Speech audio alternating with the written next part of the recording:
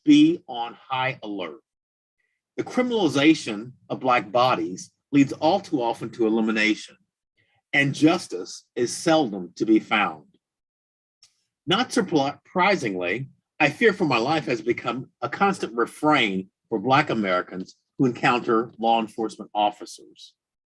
How could it be otherwise? And that same phrase, used in the past tense, I feared for my life, is too often exploited by law enforcement officers as a justification for the unjustifiable, the needless taking of a life. Something is amiss. We now turn our mourning and hearing into doing. In this session, the 400 Years of African American History Commission and its guest scholars will explore this fear paradox. Whom should we fear and why? How do we take fear out of the equation? What must we do to perfect our union? Joining me today are three eminent scholars. They are, alphabetically, Dr. Rex M. Ellis. Dr. Ellis serves as chair of the 400 Years of African American History Commission and is the Associate Director for Curatorial Affairs Emeritus for the National Museum of African American History and Culture at the Smithsonian Institution. Dr. Ellis was the first African American vice president for the Colonial Williamsburg Foundation, where he managed all programs and operations. He's the author of two books, Beneath the Blazing Sun, Stories from the African American Journey, and With the Banjo on My Knee, which chronicles the history of Black banjo players from the time of slavery to the present.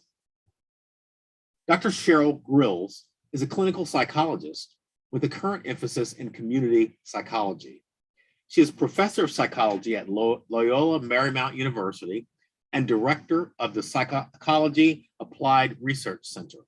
She's past president of the Association of Black Psychologists and vice chair of the Sybil Brand Commission for Jail and Lockup Facilities Inspections, Los Angeles County. And last but not least, Dr. Chanel A. Jones is the Assistant Dean of Community Engagement and chair of the Public Safety Programs at Franklin University. She also oversees the Center for Public Safety and Cybersecurity Education and the Global Center for Healthcare Education at Franklin University. Dr. Jones currently serves as the National Director of Research for the Teen and Police Service Academy, a federally funded program designed to reduce social distance between police officers and youth. She's written numerous articles and book chapters on public perceptions of the police, race, and the administration of justice. She's also the co-editor of A Critical Analysis of Race and the Administration of Justice. Let's begin with a question for Dr. Ellis. Doctors Grills and Jones, please feel free to chime in if you have additional thoughts, and then I'll direct a question specifically to each of you. So Dr. Ellis, several recent studies have identified a tendency or bias toward overestimating the images or the ages of Black children, both male and female. This overestimation of their ages makes actions that might otherwise be deemed mischievous seem malevolent. That is, when there's a sort of presumptive maturity attributed to Black children, it denies them the innocence accorded to white children. What are your thoughts on this bias and its possible consequences? You're muted. Pardon me. Tony, well, good afternoon, everyone. So happy to join you. Toni Morrison is just, God rest her soul. She is just such a great literary giant. She coined a book called The Origins of the Other. And she mentioned in her books that especially this one, that we are so accustomed to being the other, until we don't see ourselves as part of mainstream society. Whenever issues like this, when you mention, occur, it makes you question where we are. Are we a part of humanity, or are we a part of inhumanity, or defined in human terms? So in many ways, this counter narrative that sort of looks at African Americans differently is something that, as you mentioned, began back in the times of slavery, but is still with us and very, very much a part of the lives that we lead, whether we are young or whether we are old. It is something that historically is still, we still fall victim to. Absolutely. Thank you. Thank you. Dr. Grills, please say a bit about the psychological underpinnings of the fears that plague the Black community and the educational or other initiatives we might undertake to address them. Thank you, Commissioner Johnson. I'd be happy to. And good afternoon, everyone. So let me start with the basic premises. Number one, the fundamental structure of racial oppression is violence. Second, this includes psychological violence. Third, it places our bodies, minds, and very souls under stress. Four, it compromises our health and our connection to each other. Five, it literally takes our breath away. We can't breathe under the weight of the oppression. But yet and still resilient, we rise. We're an incredibly resilient people. So the answer to your question is very straightforward. We've been dealing with a brutal, deadly mindset that has been hell-bent on trying to kill or control us for 400 plus years. Now, Frederick Douglass showed us what our value was and continues to be in American society in his autobiography, when he noted, it was a common saying, even among little white boys, that it was worth 1/2 cent to kill an N and 1/2 cent to bury one. That was our value. The Kenyan writer and academic Thiongo, he told us, he said, our lives are a battlefield on which is fought a continuous war between the forces that are pledged to confirm our humanity and those determined to dismantle it. So during our enslavement, we dealt with a psychological corridor and trauma that was established and never really went away. So for example, back during enslavement time, there are all these abusive mechanisms of control. Does he speak loudly when spoken to by his master? Then is he getting high-minded? Punishment. Does he forget to pull off his hat at the approach of a white person? Punishment. Does he venture to vindicate his conduct when censured for it? Does he ever venture to suggest a different mode of doing things than that pointed out by his master? Punishment. Does he break while plowing? Does he break a plow? Or while hoeing, break a hoe?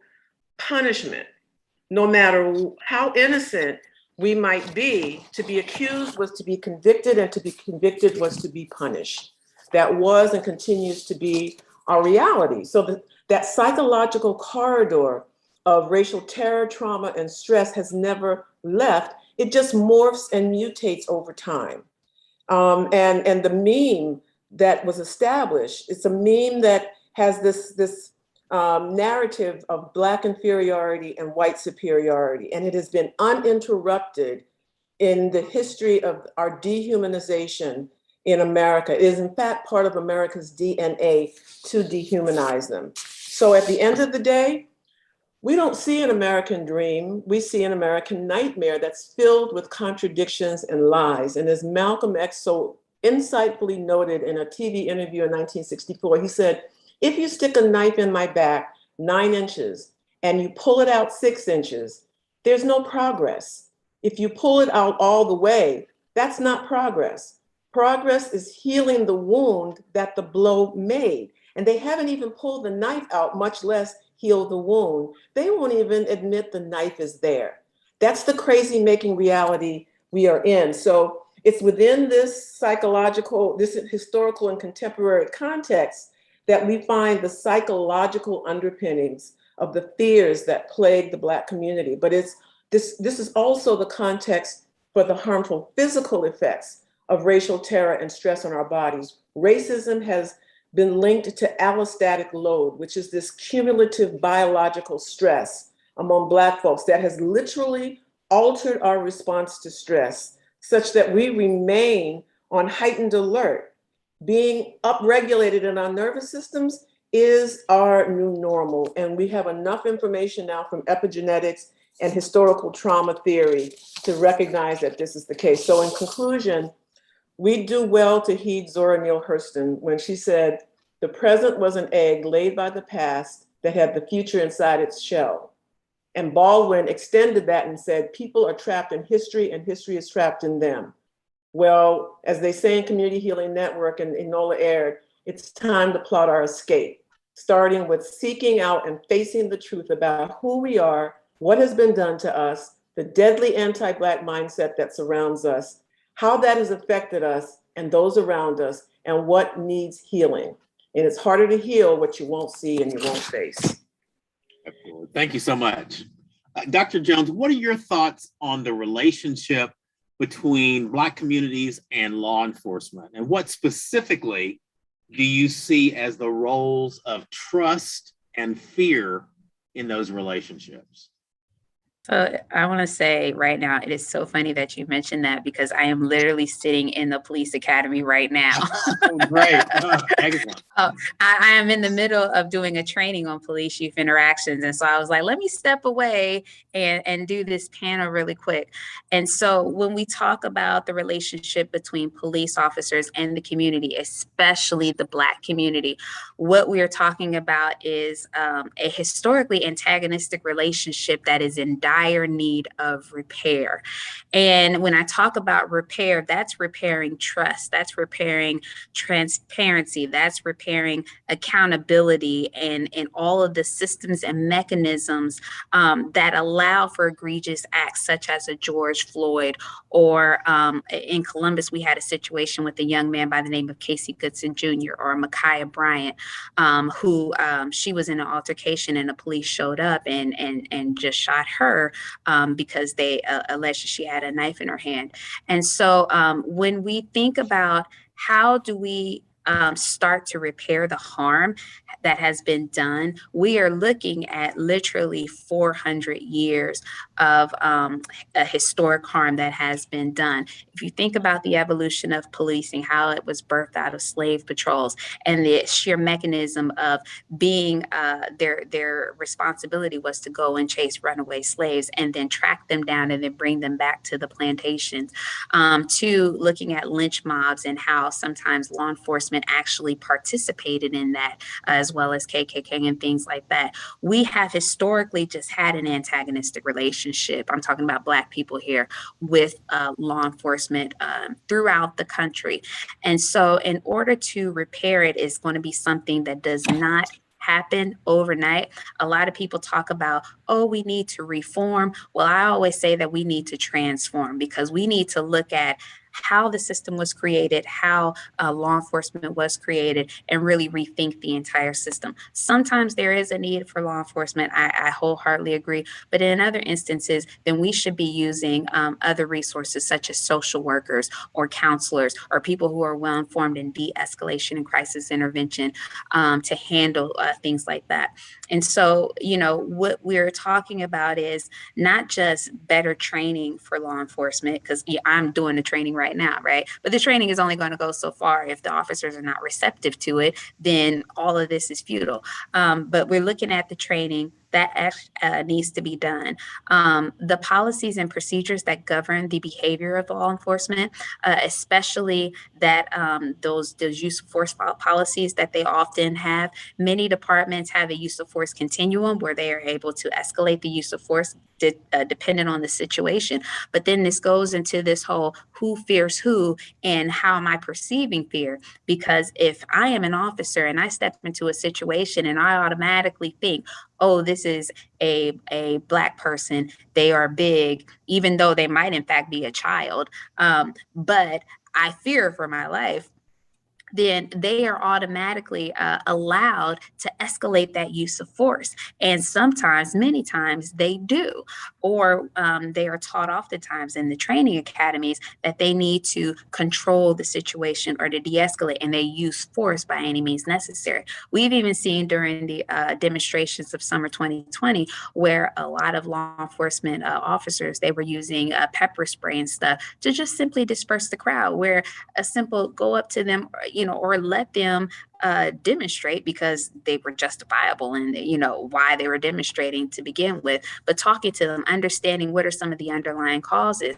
There are better ways to handle situations, but because we have a lot of law enforcement, a lot of police officers that automatically go to that use of force, then what we do is we cause trust to dismantle. We hurt the relationships between the police and the community.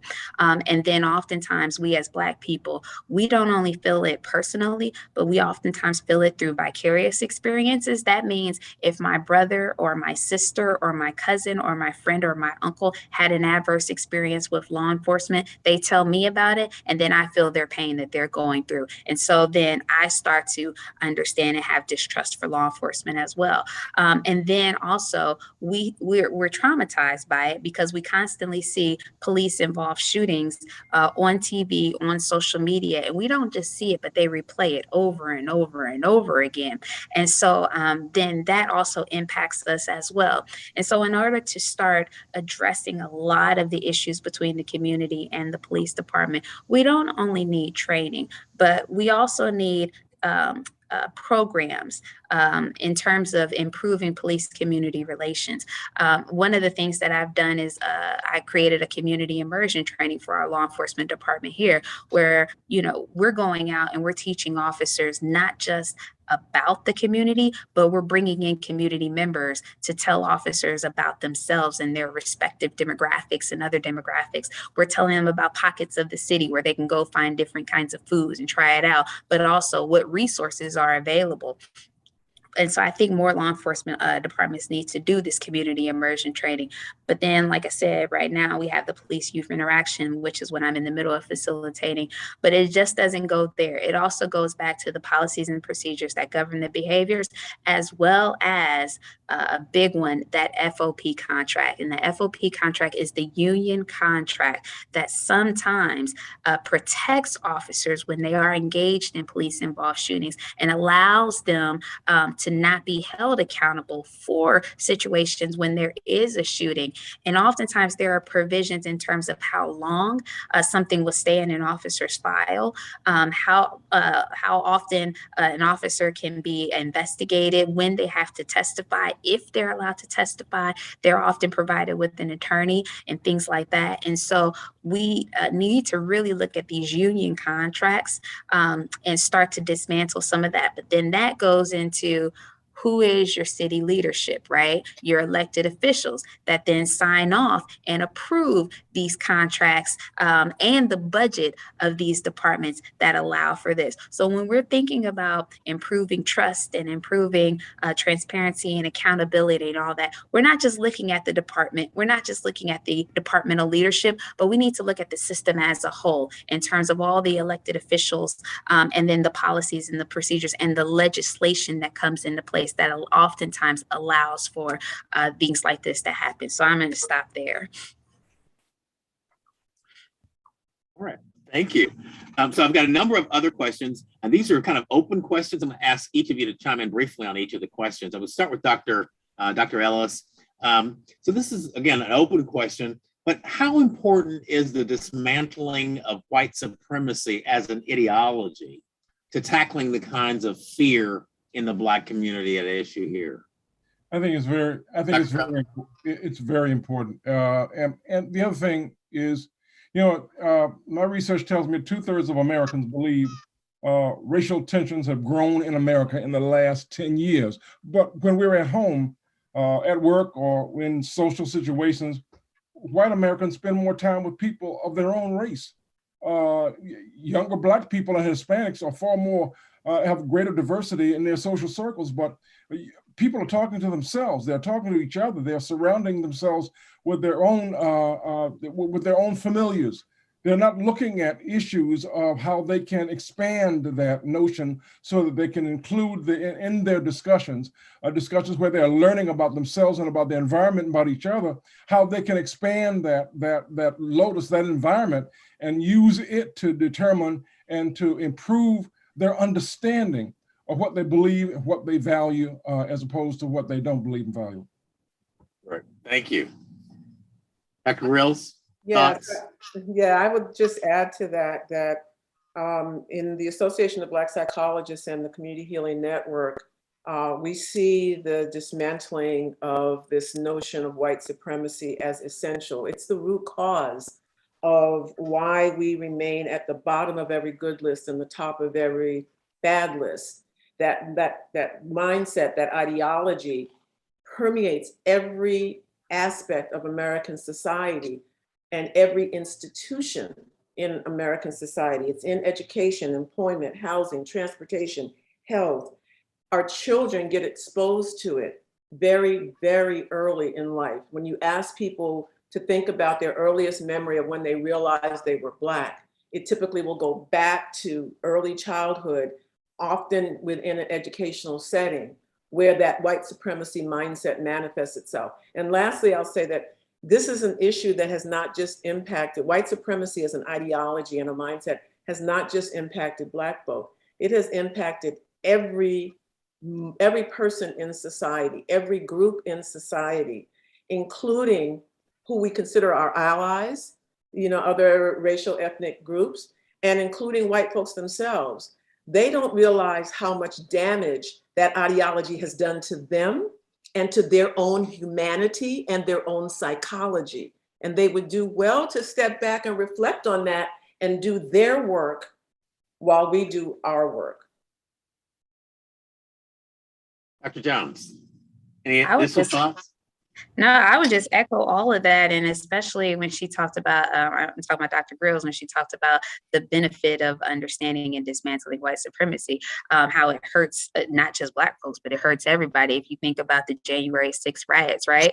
That is a sheer example of how that did not benefit anybody. And if that mentality is addressed, but we do see then what a world we would be if we start to dismantle. But the work, I always say, racism, is not a Black people problem. White supremacy is not a Black people problem. This is stuff, and these are issues that white people need to address and that white people need to deal with. And it's not going to take place through an implicit bias training or a diversity training. Really, it needs some self-reflection and some self-change. And it oftentimes is going to take place at that dinner table where they are having those conversations, and then somebody steps up and challenges, and their family member said, "Why do you think that? Or why do you say that? Or why would you say something like that?" And call them out on what I call their foolishness, because otherwise it is going to continue on and perpetuate. And so when we talk about these systems, and especially white supremacy, absolutely it does need to be dismantled because it hurts everybody in the long run. But it's going to start. It needs to start there during those conversations in their own households. So since you brought up current events with January 6th, it's a perfect segue to my next question. How do current events or current efforts to disenfranchise Black folks and other people of color, and also to restrict teaching about America's systemic racism, how do those things, those current events, affect the already prevalent fears in the Black community? Dr. Ellis? I think what it does is it confirms already what I think Black folk already believe, and that is that this discrimination not only goes back to slavery, but it's sort of, whether you're talking about that or whether you're talking about the Reconstruction era, or whether you're talking about the progressive era, whatever you're talking about, it all revolves around race. And it all revolves around our understanding of race. What Dr. Jones discussed and talked about, as well as what Dr. Grills talked about, has to happen. We got to break some boundaries. We got to look at personal rather than collective change, and then we've got to look at me instead of we. Expanding our circle of friends so that there are just perspectives, so they are not just perspectives that sort of cement what I already believe and what I already think, but challenge that. Folk don't want to be challenged. Folk want to be comfortable. And too often the comfort also continues and perpetuates racist attitudes that are in law enforcement and criminality, all of the rest of it. So we have got to become bold and courageous and say and do to our familiars as well as to those that we don't know what we believe to be right, what we have learned to be right, and what we have learned is a better day, rather than sort of consistently doing only what we have been comfortable with for years. Dr. Grills or Dr. Jones, either one. So I guess I would add to that. My mind kind of reflected back to that moment when it seemed like a portal was opening and America was going to come to terms with itself. And we were all kind of like bracing ourselves. And people would ask me what was my reaction. And I was like, I'm cautiously optimistic.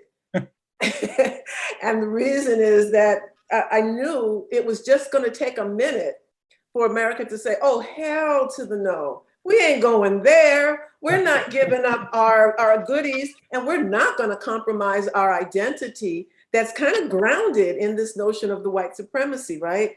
So that cautious optimism gave way to, I knew it.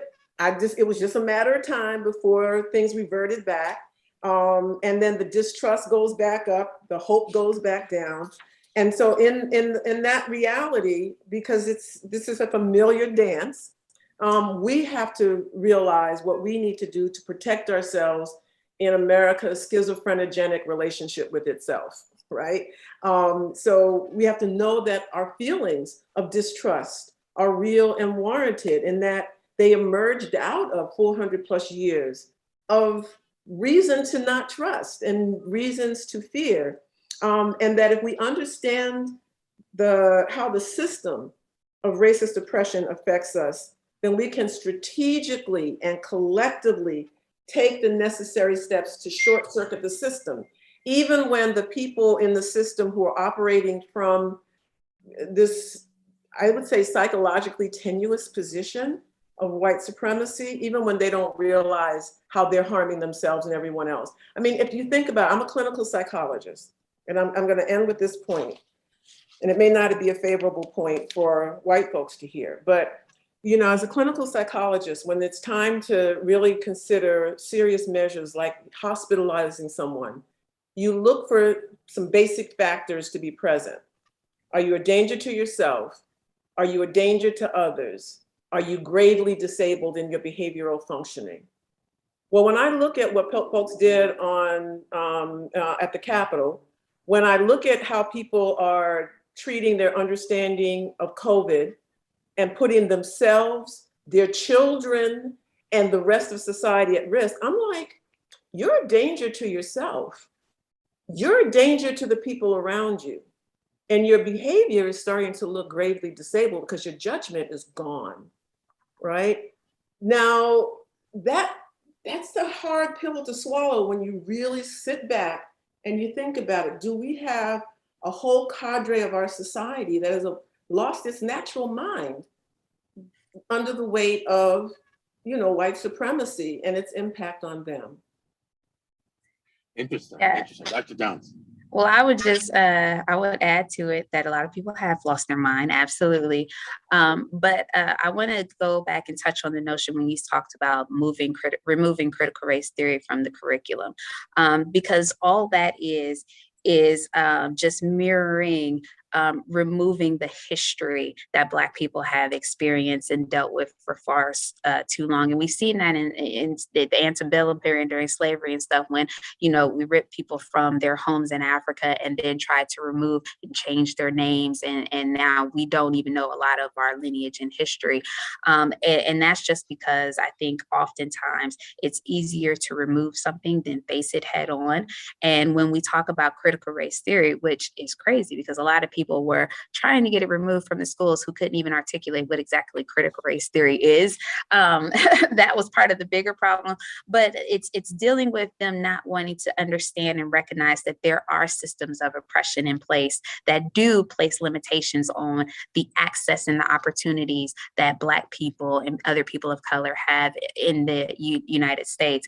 And I oftentimes say, if we want to move past that, then we're going to have to start getting comfortable being uncomfortable.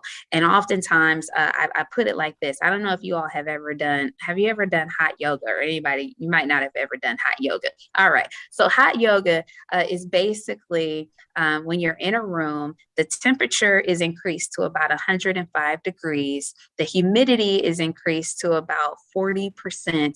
And it is oftentimes unbearable. And you start to do yoga exercises and things like that. When you're initially placed in that situation, it is very, very, very uncomfortable. But the instructor will tell you, if you just hang on just a little bit and you just keep sitting here and you start to work out, then it gets manageable and easier to be able to deal with and to face. And oftentimes when we talk about critical race theories, when we talk about slavery, when we talk about any type of racialized history in the United States, a lot of people don't want to face it because it is too uncomfortable for them to actually deal with. But the more you start to learn, the more they start to learn and deal with it head on, and especially their internal isms is what I call it, the more they start to address it, then they become better off and they're better able and equipped to deal with it. But it's getting through that door and dealing with it initially at first. But once they get in there, they're able to handle it. And a lot of people are not willing to take that step. I'm wondering about your thoughts on demography. So the reality is that America is and has been browning for some years now. Is that a net plus or a net minus in terms of the fears that Black people experience? But it certainly is a net concern, and I continue to be concerned about it. And when she started talking about hot yoga, I said, well, I won't be doing any hot yoga anytime soon. But the reason I say that is because I've never experienced it and never known what the benefits of it could be. We've got to pay homage to Kimberly. It was Kimberly Crenshaw when she talks about intersectionality. It changes what we think is the definition. It looks at class and gender and sexuality and religion and disability and everything else, and gives us a new definition of what discrimination is. If you're not willing to even discuss what's Black and what's white, then intersectionality becomes something that is almost too much of a challenge, almost like hot yoga. It challenges us in a way that is very, very uncomfortable, but very, very necessary for our health.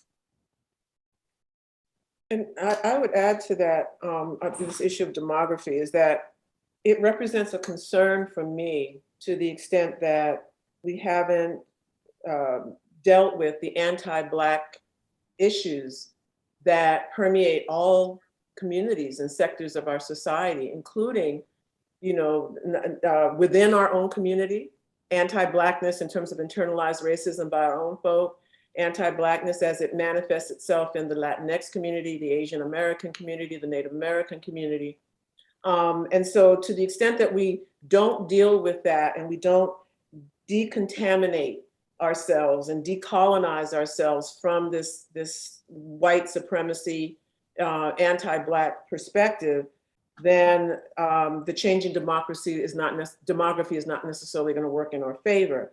But if we do the work of decolonizing and decontaminating ourselves, if we do the work of seeing our shared goals and existence, then it's a plus. Howsoever, there may be some bumpy, patchy roads ahead, because that demography is presenting an existential crisis and threat to white folks who are now trying to see, where is my position in the ladder. And you know that ladder is the white adjacent ladder. Everybody's trying to get as close to white adjacent as they can, and white's on the top, right? But the demography is going to shift that. And white folks are not going to give that up easily. It's you know, it literally is. It's like waking up one day and finding out you ain't your mama's child biologically, right? And you got to come to terms with that and figure out, who am I then? And what is my place in the world? So we can anticipate more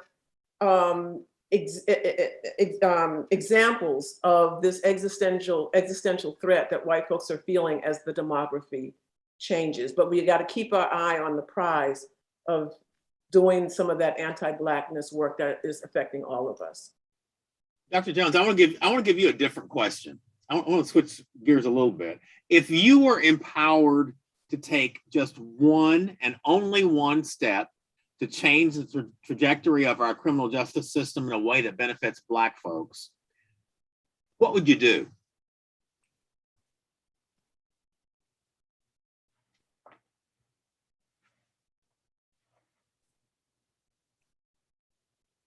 We can't hear you.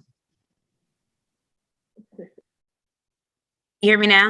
Yes. All right. I was saying that to ask one thing, that is a heavy question and a heavy task. But one thing to change the criminal justice system, I think, I'm sorry, I have to do two, but it would be to provide access and equity to indigent defendants. And the reason why I say that is because oftentimes people get tangled up in the criminal justice system because they don't have access and they don't have equity. They don't have access to a good legal defense. They don't have access to opportunities. They don't have access to information. And because of that, then they don't have equity. And oftentimes then that leads to, especially people of color and other disadvantaged populations and Black people especially, that gets us in the criminal justice system, but it provides no way out. We always have our foot inside the system. And so I think in terms of a lot of these initiatives have been talking about reimagining public safety and whatnot, but we need to talk about the access and the equity that we afford people, especially from police to courts to corrections, all three linear components of the criminal justice system. The entryway is that policing, it's that first interaction. And because most police departments don't even have Black people or other people of color on their departments, then we start to tap into that notion of fearing and these perceptions and these stereotypes of Black people, which then leads to, oh, a Black person is just chilling on their porch, but an officer, a white officer, may perceive them as a menace or getting ready to do something that they shouldn't be doing. So what happens? They then stop that person. They stop that person and they'll say, hey, do you mind if I don't know, search your car? And because a lot of Black people or other people don't know, they'll say, go ahead. Go ahead and search. And what they just did, they just consented to a search. And so now that search is legal. And so that officer is then able to go through that person's belongings and whatever they find, be it if they find it or if they plant it there, then that is now probable cause. Probable cause then opens the door for them to be arrested. And so then once they get arrested, then they get caught up in the court system and they have to pay for an attorney. A lot of people don't just have the means to pay for an attorney. And because they don't, they get stuck with a public defender. The public defender will then encourage that person to take a plea deal. Why? Because 90% of cases in our criminal justice system, they end in a plea. What happens when you take a plea? Oh, you just admitted guilt to a crime that you probably didn't even commit in the first place, but now you have a conviction on your record. And because they didn't have a conviction on their record, oh my gosh, we now have to deal with all the collateral consequences of the criminal justice system. So now it might be difficult for them to have a job. It might be difficult for them to secure a loan or funding or housing or get education or anything like that. And so all of these things build up, all because a person didn't have access and equity. So it's all tied together. Okay, excellent, excellent. Dr. Ellis, I'm gonna give you a different question. I'm a big fan of adages, of sayings, and one saying that's really prominent in my mind is, the only thing we have to fear is fear itself. Does anything about that ring true with respect to the fear surrounding the sanctity of Black bodies? Well, we were just talking about in terms of the criminal justice system. I think has a great deal to do with fear. I think there's an assumption that if those we fear, we can in some way put them somewhere away from those of us who are decent people and law-abiding people. If that we can do that, then we in some way can bring some normalcy and bring some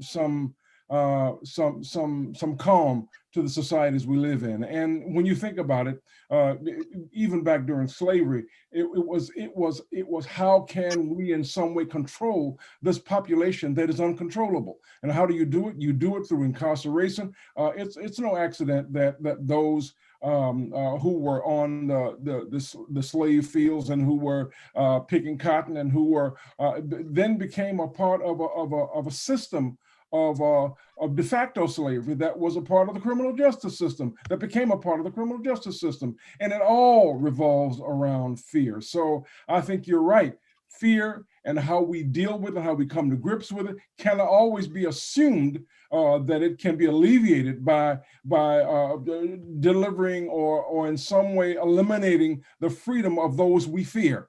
And that is exactly what happens too often in our society. And so the judges and the lawyers and everyone else that's involved in the criminal justice system, including the police, allow their fear of the other, their fear of how that other has in some way manifested themselves in some way that it breaks the traditions that are there, makes for the best criminals in the world. And so I think we sort of bring ourselves to a conclusion that if we have fear, we can in some way compartmentalize it by putting those that we fear in some sort of way out of the notice of society, and we need to create inhumane systems that allows that to perpetuate itself so that we can always remain safe. Thank you. Thank you. One last, we're running short of time. We only have a couple of minutes left. So I'm gonna give this one question for everybody. We'll start with Dr. Grills, Dr. Jones, Dr. Ellis. Give me a short answer. What gives you hope in terms of social justice generally for Black Americans? What gives you hope in terms of social justice generally for Black Americans? Dr. Grills. What gives me hope is us. First of all, I have to say, I love being Black. And I have often told people that if I died today and I had an opportunity to come back and reincarnate tomorrow, bring me back Black again, right?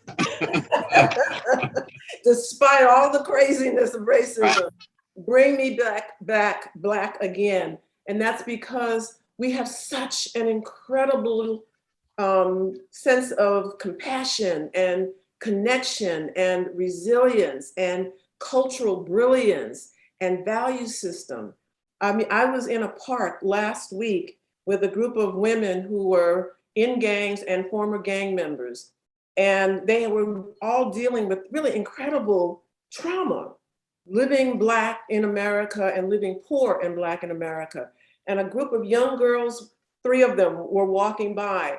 And these Black women, middle-aged and older, refocused on those girls and said, come on over here, let us share some stuff with you. And then if you ever need any, I mean, they were in the middle of crying, stopped on a dime and focused on our children. That's who we are. We are so full of humanity. That gives me hope. Excellent, thank you. Dr. Jones. Yeah, and you can hear me, right? Yes. Perfect. What gives me hope is just the sheer fact that everybody comes together when it is necessary, and Black people are just amazing. And I'll just give you a quick example. So in Columbus, Ohio, which is where I'm from, we had a shooting, and it was a young man who was shot by a sheriff officer. His name is Casey Goodson Jr. It's been 9 months since his death. Nobody knows what's going on with the case. The officer since then retired. He was not arrested or anything like that. The mom was getting weary and worn and just like frustrated because of the pace of the case. So listen to this. On Saturday, the community came together, went down to the courthouse, And literally the clergy amongst the city, the community members came, and everybody had a prayer service outside of the Franklin County Courthouse in support. And all they did was pray for justice for that mom. And if you would have seen the outpour of love that the community gave to her in her time of need and her time of grief, mind you, she was getting so frustrated. And I think that right there speaks to why we still have hope. Because even in the midst of the trauma, even in the midst of everything that is going on, Black people always find a way to come together and to uplift each other. And so I think that is what gives me hope. Excellent. Dr. Ellis. Well, I think she's right. I think it does have a change of heart. You know, back in when there was this effort to record and interview ex-slaves, there was a slave by the name of Sarah Douglas who did an interview in El Dorado, Arkansas. She was 82 years old. She interviewed between 1936 and 1938, and as part of the Federal Writers Project, she said, she told a story to her interviewer. She said when her mistress whipped her, she put her head between the fence rails and beat her until she could not sit for a week. She said, the last whipping old Miss gave me, she tied me to a tree, and oh my Lord, old Miss whipped me that day. That was the worst whipping I ever got in my life. I cried, I bucked, I hollered until I couldn't. I was give up for death, and she wouldn't stop. I stopped crying and said to her, oh, miss, if I were you and you were me, I wouldn't beat you this way. That struck old Mrs. Hart, and she let me go. And she did not have the heart to beat me anymore. I'm hoping that because of today and because of conversations that we generally have, and because of the resiliency of the African-American community, it inspires us to find a way to heal the traumas of the past so that we don't have the heart to harm each other anymore. Absolutely. James Baldwin said, not everything that is faced can be changed, but nothing can be changed until it is faced. And that's true of the social justice issues we've discussed today, as it is of anything else. We have to acknowledge the problem before we set about fixing it. So let's continue the dialogue as we set about that work. I want to thank you all for a really rich, robust discussion today, and look forward with further conversations with you. Thanks also to our listeners. Thank you for the opportunity. Thank you. Appreciate Thank you, it. everybody. I so much enjoyed you. Thanks so much. Bye-bye, everybody. Bye. Bye.